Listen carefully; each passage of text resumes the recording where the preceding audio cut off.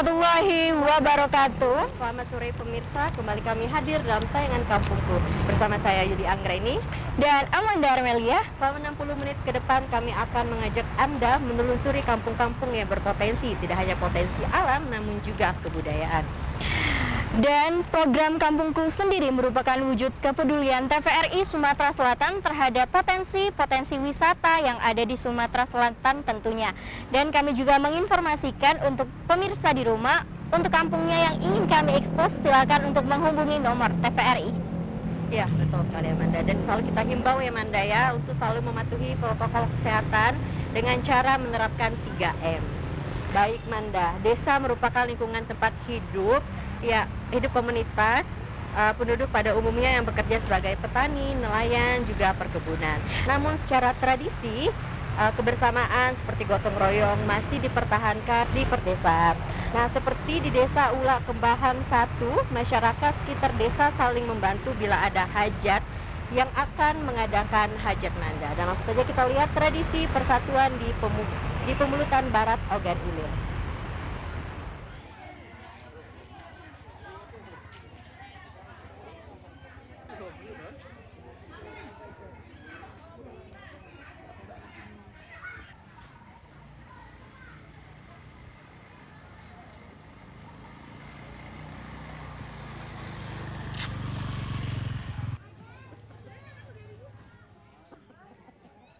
Warga Desa Ula Kembahang 1, Pemulutan Barat, Kabupaten Ogan Ilir, hidup bersahaja meski berada tidak jauh dari kawasan perkotaan.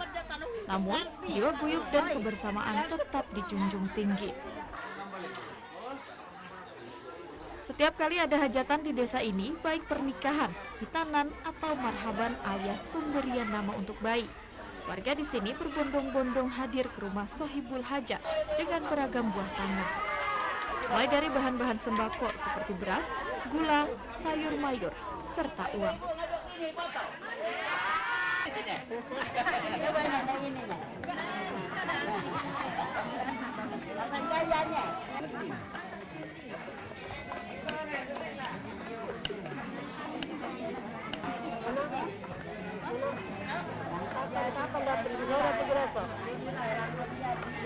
Buah tangan ini dalam tradisi masyarakat di Desa Ula Kembahang 1 dikenal dengan nama persatuan, yakni suatu pemberian sukarela tanda hati kepada warga yang tengah memiliki hajatan.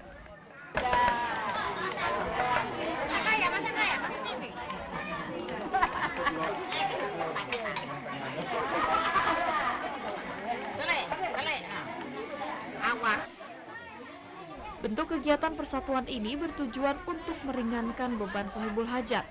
Meskipun tidak ada paksaan, namun warga di Desa Ula Kembahang 1 secara sukarela akan memberikan bantuan.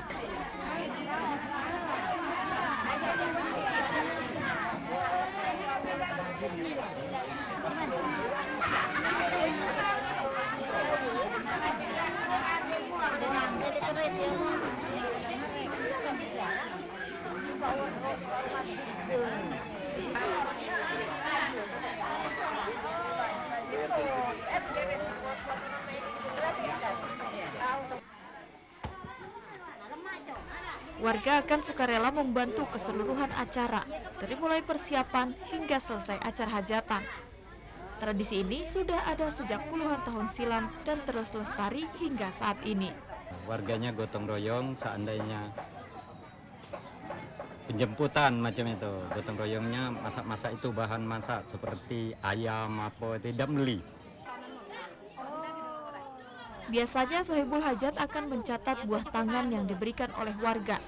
Nantinya saat yang memberikan bantuan mengadakan hajatan akan dibalas dengan bantuan serupa.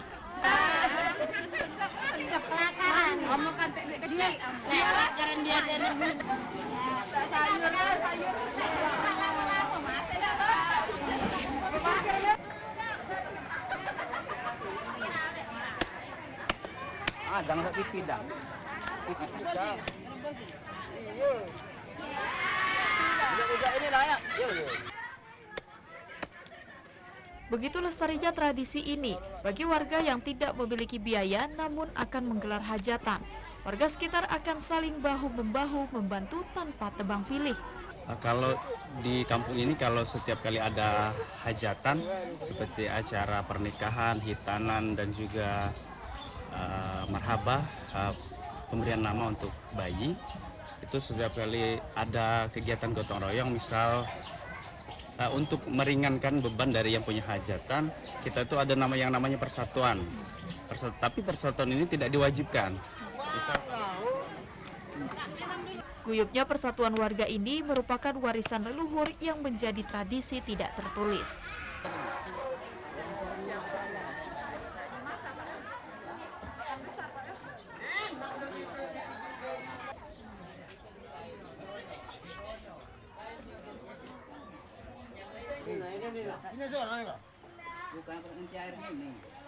Hubungan sosiokultural yang masih kental terus dilestarikan. Tradisi ini diakui warga sebagai tradisi luhur yang lestari, sebagai tanda kerukunan warga Desa Ula Kembahang 1.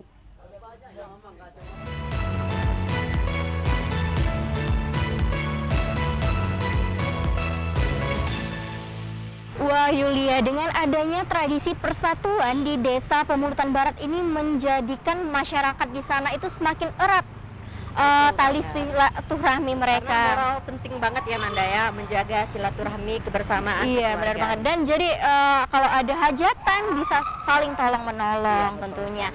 Nah Yulia, kalau tadi kita sudah ke Ogan Ilir, sekarang kita melipir lagi ke Palembang tentunya. Kota Palembang makan pempek ya Manda. Iya, tapi kali ini aku mau bahas tentang salah satu permainan Yulia. Kalau dulu kamu pas masih kecil biasanya main apa?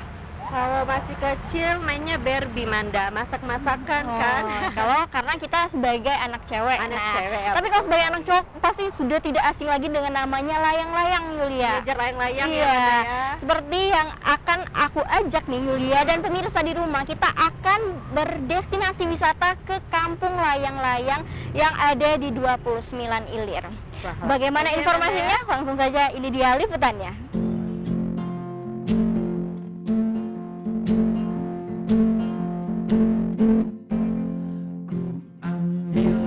Sebatang ku potong sama panjang, ku raut dan ku pintal dengan benang, ku jadikan layang-layang, bermain, bermain, bermain layang-layang, bermain ku bawa ke tanah lapang, hati gembira dan riang.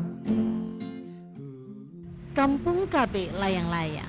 Ya, inilah sebutan warga untuk kampung ini. Karena di sini merupakan sentra produksi layang-layang yang berkualitas atau yang sering disebut para pecinta layang-layang sebagai layangan flicker. Ku potong sama panjang, ku raut dan ku pintal dengan benang, ku jadikan layang-layang. Berada di kawasan padat penduduk, suasana kampung ini terbilang cukup sempit, namun tertata begitu rapi dan bersih. Dulunya di kampung ini terdapat ratusan pengrajin layang-layang. Namun kini hanya tersisa lebih dari 30 pengrajin saja yang masih bertahan.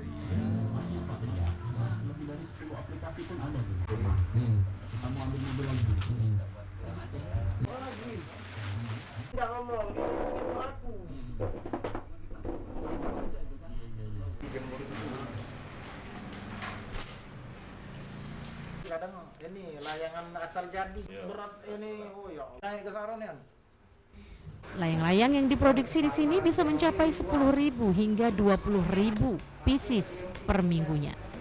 Menurut Reza yang telah 10 tahun melakoni usaha pembuatan layang-layang, ia tidak khawatir produksinya tidak laku karena sudah ada pelanggan tetap baik dari kota Palembang maupun luar kota. Bahkan saat ini ia mampu membuka lapangan kerja bagi warga sekitar.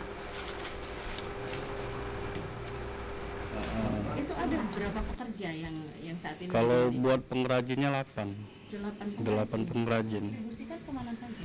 Kalau buat sekarang baru daerah kota Palembang sama Batu Rajo. 70% pengrajin layang-layang di sini merupakan anak-anak dan remaja. Mereka mempunyai penghasilan baik, tapi dengan satu catatan, mereka juga tidak mengganggu aktivitas pendidikan mereka. Mereka seandainya sekolah masuk pagi, pulang sekolah siangnya mereka bekerja seperti di dalam kategori layangan ada kategori 3. Yang pertama mungkin mengelem lanangan dan juga untuk mengelem kepala dan juga untuk pelekat betinaannya. Salah satunya Uki, pelajar SMA, warga Kampung KB Layang-Layang yang sudah setahun menjadi pengrajin layangan. Ia mengaku senang melakoni pekerjaan ini karena dapat membantu orang tua dengan meringankan biaya sekolah. Uki bekerja membuat layang-layang ketika pulang sekolah. Ya, untuk bayar duit SPP, bantu orang tua. Oke. Cukup itu duitnya? Biasanya Cukup. dapat berapa upahnya? Ya, sebab dapat kadang 40. 40.000 Iya. per hari? Ya, Baik. Biasanya Uki bisa buat ini sehari berapa? Buat layangan? 1.000. 1.000? Ya, Capek nggak, Ki? ya capek. Dari jam berapa sampai jam berapa biasanya? Dari jam 8 hingga 10 pagi sampai ke jam 12 malam. Baik. Itu sekolahnya jam berapa memang? Ini jam 1 siang. Kualitas layang-layang yang dibuat di kampung ini sudah terkenal cukup baik, sehingga wajar jika setiap pelaku usaha layang-layang sudah memiliki pelanggan atau pengepul sendiri. Seperti yang diakui Aci, dalam sehari ia mampu memproduksi 50 pieces layangan yang dijual Rp1.200 per pieces. Proses pertama kan kita rawat dulu layangan bambunya, terus baru dirangkai sampai jadi layangan. Oh, tapi masih partai kecil ya, Kak? Masih partai kecil karena memang ini dikerjain sendiri. Dalam sehari bisa berapa bikin? 50 biji paling. Dari kampung KB Layang-Layang inilah warganya mampu mensejahterakan hidup. Bahkan menariknya, anak-anak dan remaja sudah memiliki pola pikir wirausaha dan produktif agar terhindar dari hal-hal negatif seperti kenakalan remaja dan narkoba. Pemirsa, sebagai kampung sentra produksi layang-layang, ternyata di kampung ini memang memberikan berbagai peluang dan juga produktivitas bagi warga sekitarnya, khususnya untuk usia anak-anak dan juga remaja. Karena sebagian besar pekerja atau pengrajin layang-layang di sini merupakan usia anak-anak dan remaja. Tidak hanya sebagai sentra produksi layang-layang, kampung ini memiliki potensi lainnya seperti produksi jahe instan, produksi otak-otak merah, dan juga kuliner roti rendang. Produksi jahe instan, kemudian kuliner roti rendang dan otak-otak merupakan potensi lain yang ada di kampung KB Layang-Layang ini. Potensi-potensi ini terbilang mampu menghidupkan perekonomian warga sekitar.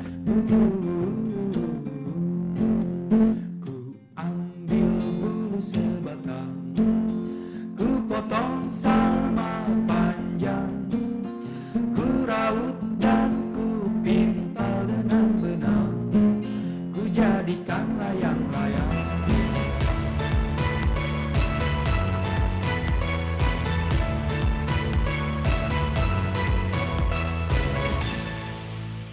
Wah, permainan tradisional ini ternyata masih ada ya, Manda, ya, di era modern sekarang saat ini.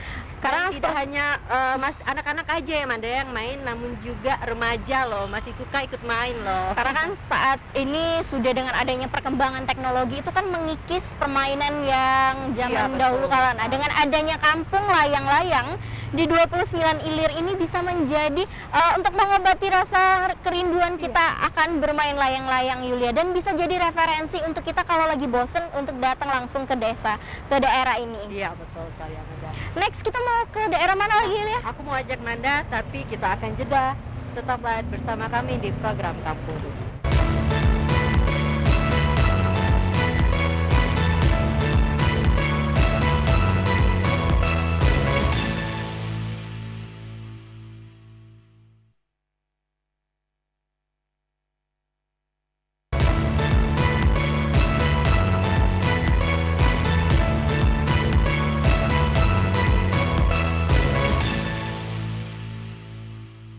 Ya pemirsa, terima kasih masih bersama kami dalam Kampungku. Nah, kalau tadi kita sudah membahas tentang kampung layang-layang Yulia, sekarang kita beralih ke Pali, di mana di sana ada Kampung Wisata Bumi Ayu Iya, Yulia. betul sekali Manda. Dan secara umum Manda ya, mungkin masyarakat belum tahu nih bahwa di sini ada destinasi yang bercorak sejarah Manda. Iya, di sana itu terdapat candi Iya, Yulia. betul sekali. Jadi Candi. buat teman-teman yang datang ke Pali, wajib banget ke sana untuk menapak tilas melihat banyaknya Candi-candi destinasi yang wisata tersebut juga, sejarah yang di sana. Ya betul sekali Manda. Dan candi ini menjadikan keberkahan tersendiri bagi warga Ayu karena memberikan peluang untuk Destinasi apa namanya, wisata. untuk berkreativitas Iya. ya, yang akhirnya bermuara pada pendapatan penghasilan. Iya, seperti apa liputannya? Ini dia.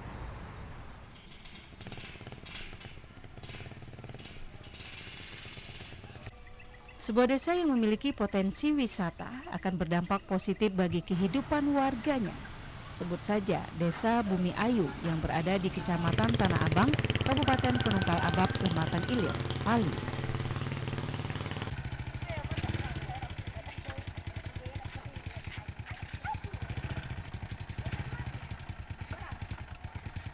Desa Bumi Ayu Pali ini memiliki kawasan wisata cagar budaya Candi Bumi Ayu.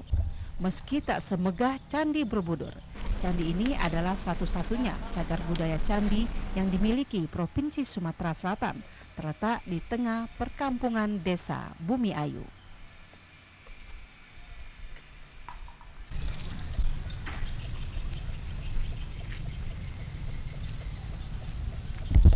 Nama Candi Bumi Ayu sendiri diambil dari nama desa, yakni Desa Bumi Ayu. Keberadaan Candi Bumi Ayu ini memberikan berkah bagi 697 penduduk desa setempat.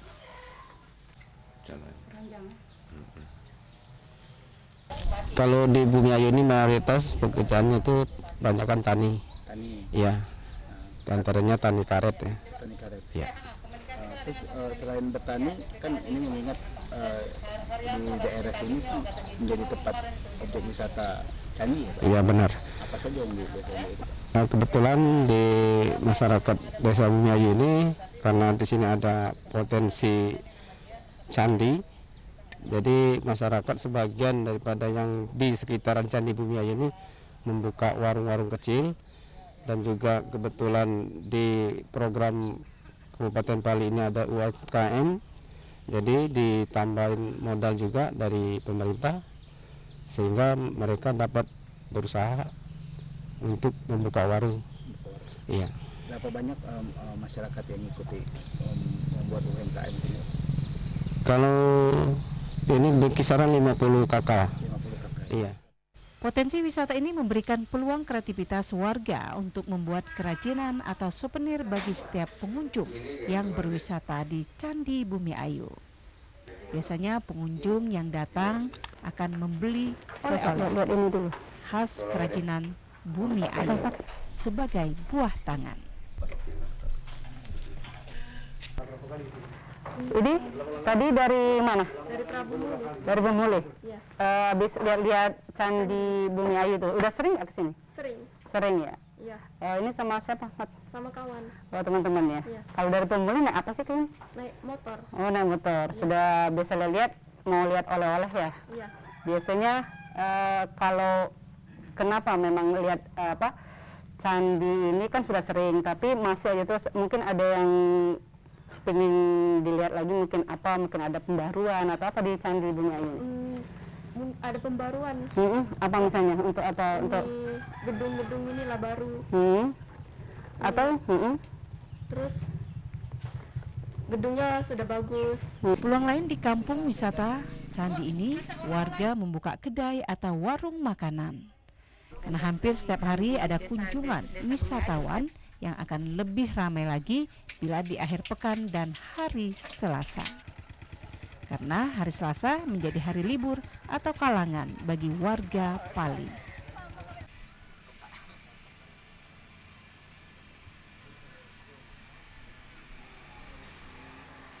Hari weekend, Sabtu Minggu dan sama hari Selasa. kok bisa itu hari Selasa Pak? Itu kan hari kerja, mungkin gimana? Ya di sini mayoritas dari desa ini kebanyakan pencariannya tuh karet. Mm-mm. Jadi hari Minggu sama Senin itu penjualan karet. Jadi Mm. mereka di situlah bisa menghasilkan uang. Hari Selasa pasar kalangan Tanah Abang ini dan mereka juga hari libur di hari Selasa itu. Oh, jadi di kesempatannya tuh mereka bisa langsung berkunjung juga ke sini ya Pak ya. Iya. Jadi dengan adanya candi ini terus yang kunjungan ini usaha kita ini maju ya Pak. Banyak yang pasti mampir ke sini untuk beli makanan, jajanan. Iya. Mm-mm. Buka apa aja melayani? Seperti pempek, goreng-gorengan, es-es, dan lain-lain. Kalau Keberadaan gedung pentas seni juga menjadi pelengkap atau sarana pendukung keberadaan candi. Di sore hari akan ada pegelaran seni dan budaya untuk memberikan hiburan bagi setiap pengunjung.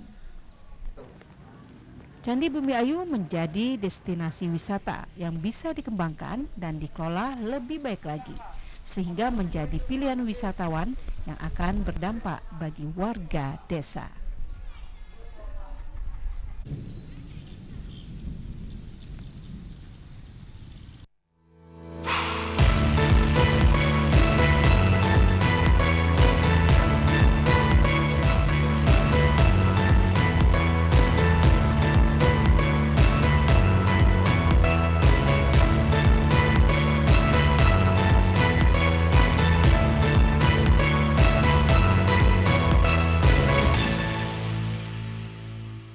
Wah, ternyata ada filosofi tersendiri juga ya Manda, bangun candi ini bagaimana?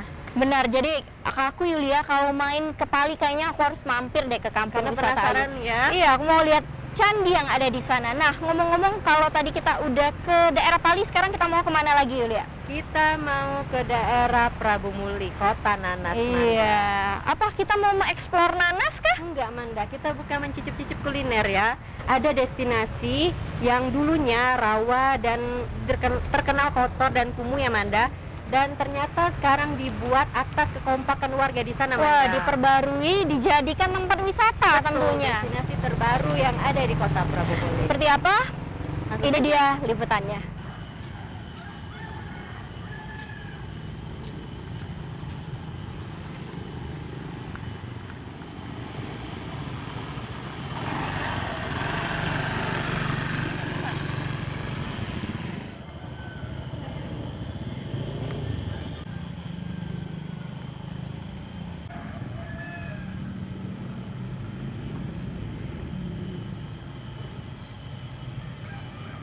Berada di tengah pemukiman, taman cantik ini tengah menjadi kebanggaan warga di sekitar kawasan Pakjo, Kelurahan Gunung Ibul Barat, Kecamatan Prabu Mulih Timur, Kota Prabu Mulih. Tempat ini menjelma menjadi tempat publik yang indah dipandang mata dan menjadi tempat berkumpul bagi warga sekitar. Ya pemirsa, jika Anda datang ke Kota Prabu Mulih, jangan lupa Anda mengunjungi tempat ini, yakni Taman Edu Agroekologi. Tempat ini dulunya adalah tempat yang tidak terawat, kemudian juga penuh sampah, kotor. Namun atas inisiatif lurah setempat dan dibantu warga sekitar, maka tempat ini pun berubah menjadi taman yang sangat menarik dan justru menjadi salah satu destinasi wisata baru yang ada di Kota Prabu Mulih.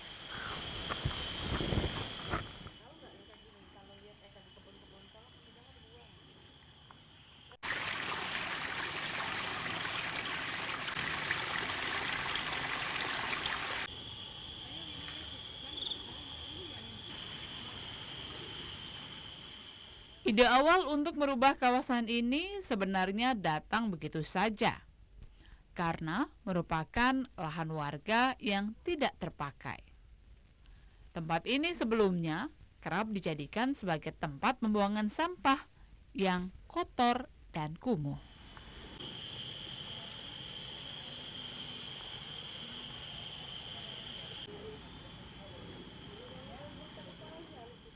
Sesuai dengan namanya, Edu Agroekologi, tempat ini dapat memberikan pendidikan bercocok tanam, memelihara ikan, dan lingkungan. Pondok lesehan yang tersedia juga dapat digunakan untuk memberikan edukasi kepada warga sekitar.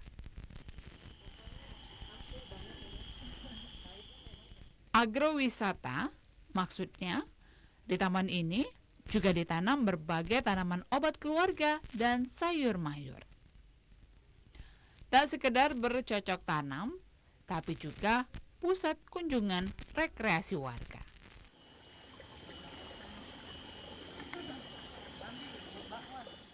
Dan ekologi, memanfaatkan lingkungan yang ada dengan menjaga kelestarian dan keseimbangan lingkungan.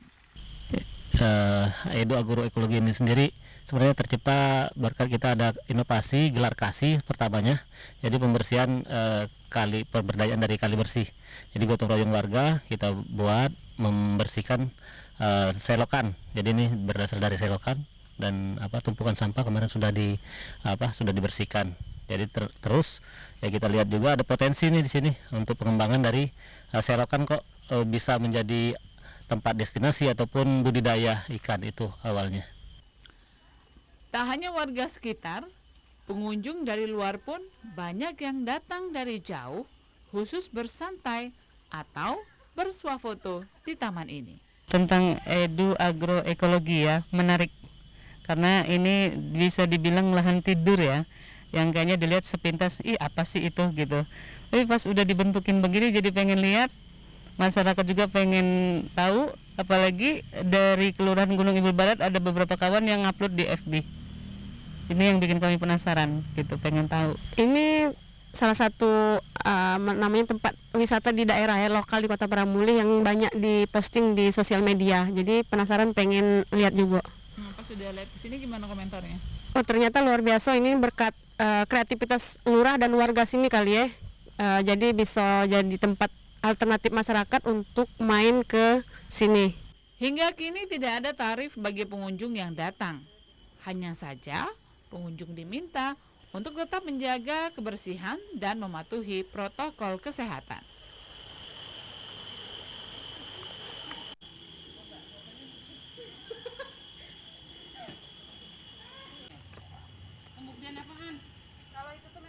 Taman ini akan ramai didatangi warga pada sore hari dan jumlah pengunjung akan bertambah di hari libur.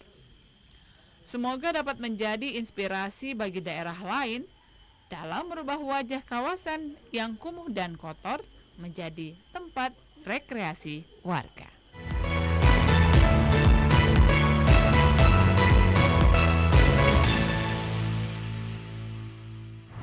Wah, Yulia, atas dasar kekompakan dan kekreatifan masyarakat di sana dari daerah yang kumuh menjadi daerah wisata dan tentunya itu menjadi penambah penghasilan mereka betul, gitu. Amanda. Dan juga menambah tempat destinasi yang ada di Kota Pramuli tersendiri, Amanda.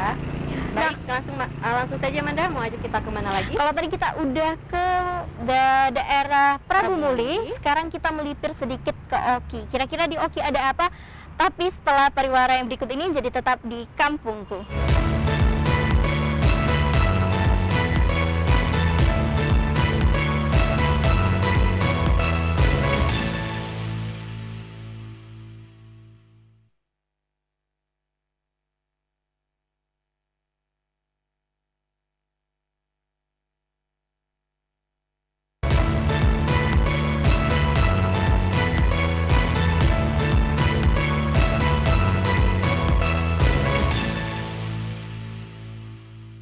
Ya pemirsa, terima kasih masih bersama kami dalam kampungku. Nah, kalau tadi Yuli kita sudah ke daerah Prabu Muli, kita bergeser sedikit ke Oki. Nah, di sini ada daerah penghasil gula puan dengan memanfaatkan susu kerbau, Yuli.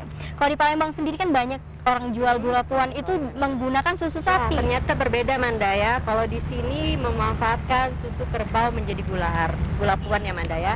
Langsung saja kita lihat bagaimana produksinya. Ini dia untuk Anda.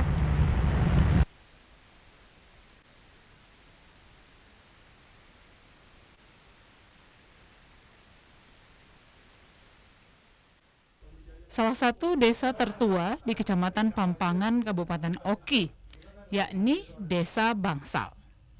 Konon, di sini merupakan habitat atau surganya bagi kerbau rawa. Di Desa Bangsal hidup ratusan bahkan ribuan kerbau rawa hitam khas Pampangan.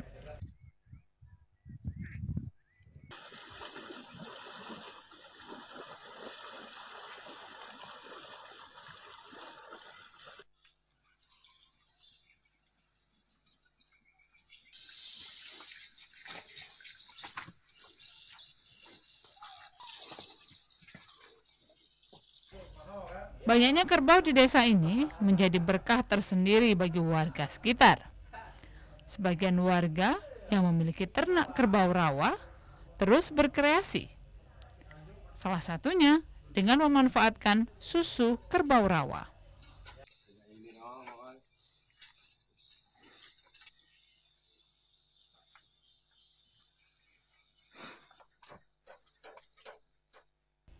Saat subuh hari, kaum pria di desa ini memerah susu kerbau rawa. Pagi hari adalah saat kerbau rawa dalam kondisi tenang.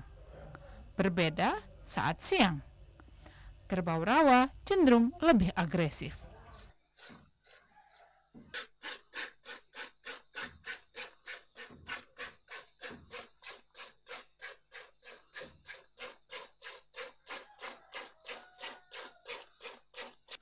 Setelah susu kerbau diperah, kemudian susu kerbau rawa diolah oleh kaum ibu untuk menjadi olahan gula puan.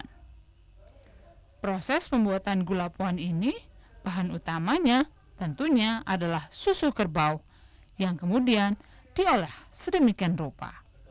Ini gula puan ini pada umumnya itu adalah produk unggulan dari Desa Bangsal yang pada umumnya masyarakat Desa Bangsal ini mempunyai ternak.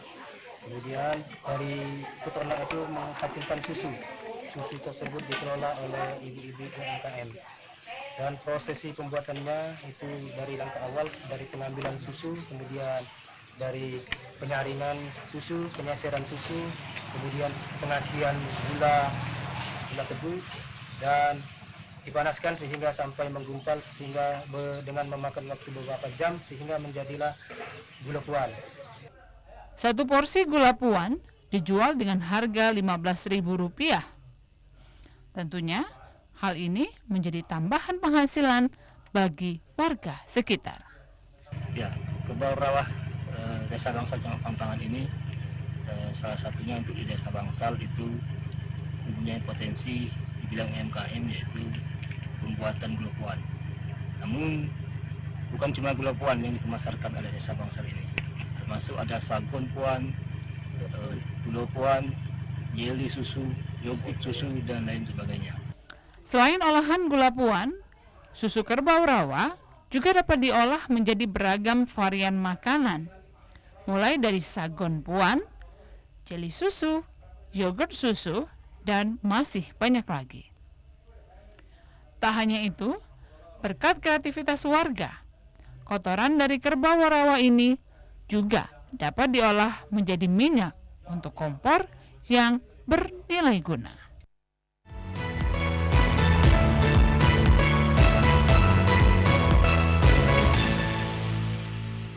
Nah Yulia, gara-gara lihat kampung penghasil gula puan, aku jadi pengen makan gula puan, tau nggak? Iya. Dari Oki. Next kita mau kemana lagi Yulia? Kali ini aku mau bahas tentang kurma dan kopi, Manda.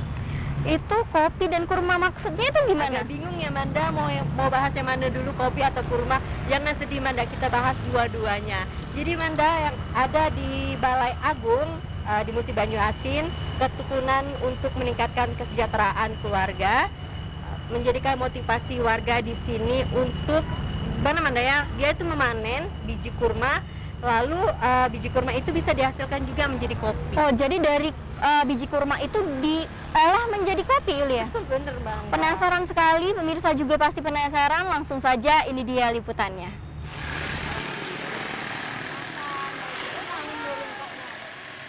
Berada tidak jauh dari kota Sekayo, Kelurahan Balai Agung, Kabupaten Musi Banyu Asin merupakan kawasan dengan berbagai potensi. Bawa sikat, kumpul sikat yang itu, kumpul no. Mam, kumpul sikat mam. Nah, kumpul situ nak. Angkut. Ayo. Perkebunan menjadi salah satu sektor yang banyak ditekuni warga. Tidak hanya sawit, ternyata di kawasan Balai Agung Musi Banyu Asin ini, sebagian warganya berkebun kurma.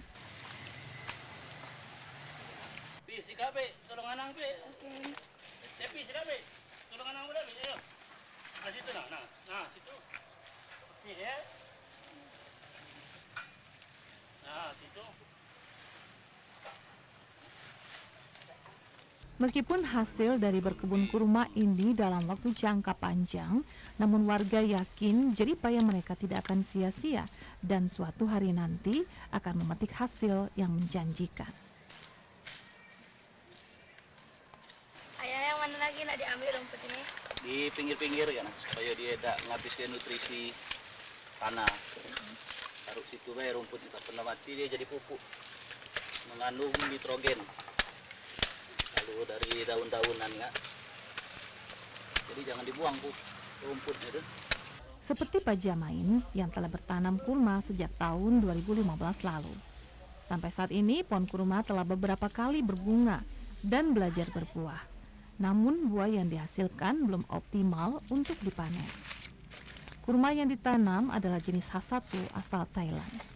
Sekitar tahun 2015. Kemudian AID ini kami dapat dari teman, katanya lebih bagus dari sawit katanya, soalnya 1 hektar sawit itu sama dengan 1 batang kurma penghasilannya. Kemudian perawatannya sangat mudah ini, yang penting kita bersih, kemudian pupuk ini, pupuk kompos, kadang-kadang pupuk organik itu. Kemudian masalah penyiraman itu kalau musim kering ya gitu hampir tiap hari. Tapi kalau musim penghujan ini sudah biara kan, aman kan, mudah dia tuh. Tidak sulit merawat pohon kurma, hanya memerlukan pemupukan dan penyiraman yang disesuaikan dengan cuaca. Selain kebersihan kebun juga harus bagus untuk perkembangan tanaman, subur.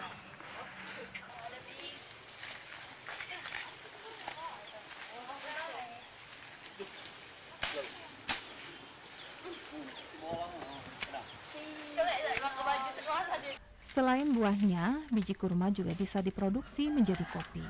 Peluang ini dimanfaatkan warga yang menilai usaha kopi biji kurma ini cukup menjanjikan.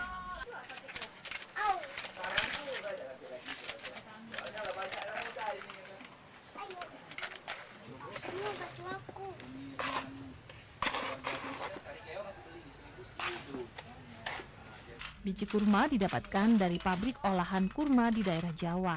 Kemudian biji tersebut diolah melalui berbagai proses, mulai dari sangrai dan penggilingan hingga menjadi bubuk.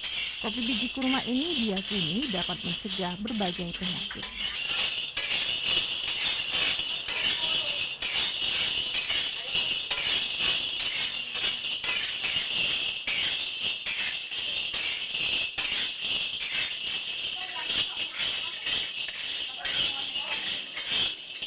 Jadi pas kita melihat ketika di bulan Ramadan banyak biji kurma yang dibuang setelah berbuka puasa kan.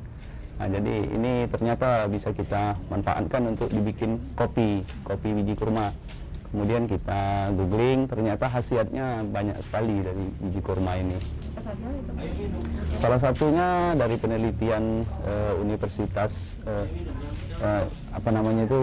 ITB kalau tidak salah, itu untuk menyembuhkan diabetes atau mengurangi penyakit diabetes itu. Jadi kita kembangkan, kita kelola seperti pengelolaan pada kopi pada umumnya, dan kita coba pasarkan. Alhamdulillah minat masyarakat cukup baik. Pemasaran kopi biji kurma ini dilakukan juga secara online karena dinilai lebih efektif. Tidak hanya di Musi Banyuasin, tetapi hingga keluar provinsi Sumatera Selatan.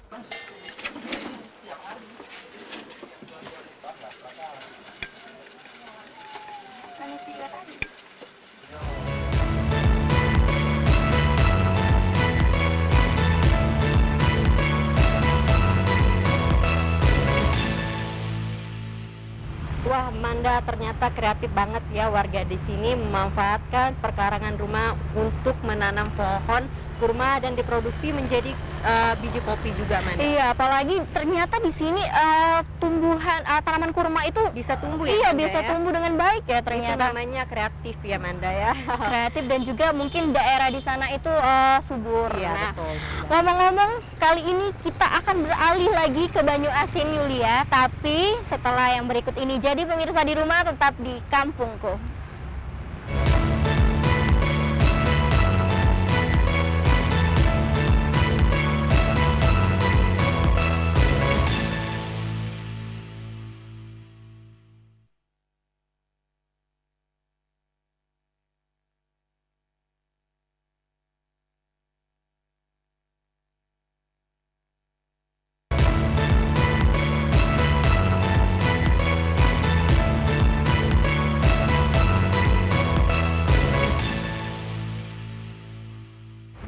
pemirsa, terima kasih Anda masih bersama kami di program Kampung.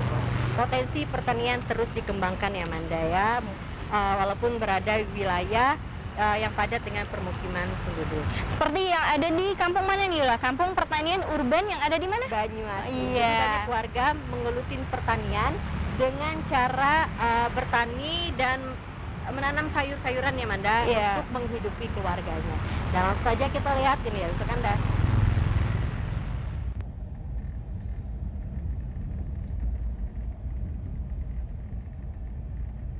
Tren pertanian urban kian diminati masyarakat perkotaan. Pertanian urban memiliki konsep berkebun di lahan terbatas bagi masyarakat yang tinggal di kota untuk menjalani hidup sehat.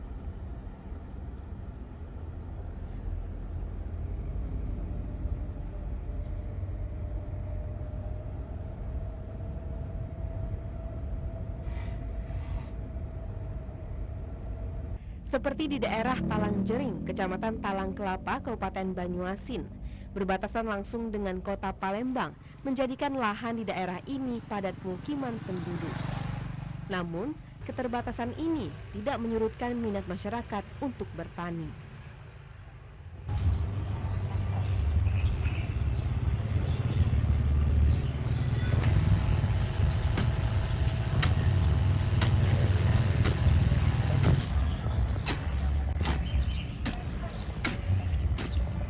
Masyarakat memanfaatkan pekarangan rumah dan lahan tidur untuk digarap menjadi kebun sayur. Ragam sayuran yang ditanam merupakan sayur yang paling banyak dikonsumsi masyarakat, seperti bayam, bayam merah, sawi, dan selada.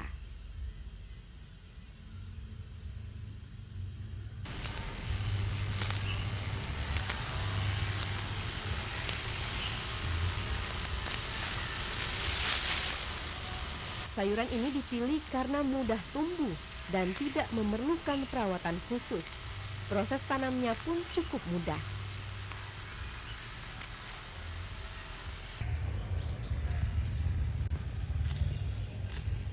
Suwardi sudah 1 tahun menggarap lahan tidur.